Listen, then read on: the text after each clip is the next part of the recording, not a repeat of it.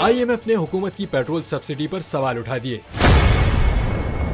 IMF ने पाकिस्तान की जानिब से मुल्क के कम आमदनी वाले तबके को पेट्रोल पर सब्सिडी फराहम करने के फैसले पर तहफ़्फ़ुज़ात का इजहार कर दिया। IMF की रेजिडेंट नुमाइंदा एस्थर पेरिस ने ब्लूमबर्ग को एक बयान में बताया कि पाकिस्तानी हुकाम ने पेट्रोल पर सब्सिडी के ऐलान से कबल IMF के अमले से मुशावरत नहीं की। IMF का कहना है कि वज़ीर-ए-आज़म की जानिब से सस्ते पेट्रोल की फराहमी की स्कीम के ऑपरेशन, लागत, हदफसाजी, धोखाधड़ी और गलत इस्तेमाल के खिलाफ तहफ़्फ़ुज़ के हवाले से मजीद तफसीलात तलब की जा रही हैं और हुकाम के साथ इन अनासिर पर एहतियात से तबादला ख्याल किया जाएगा।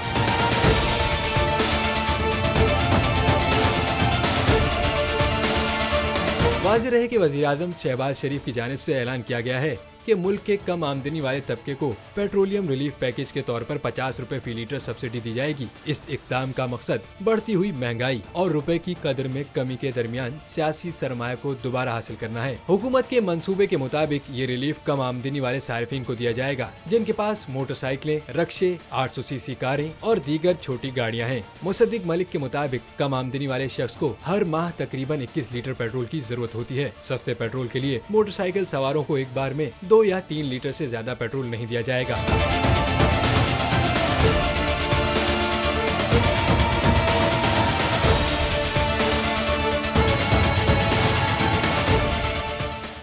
था हुकूमत का फिरौन को भी नशा, जुल्म पर जुल्म वो खलकत पर करता रहा।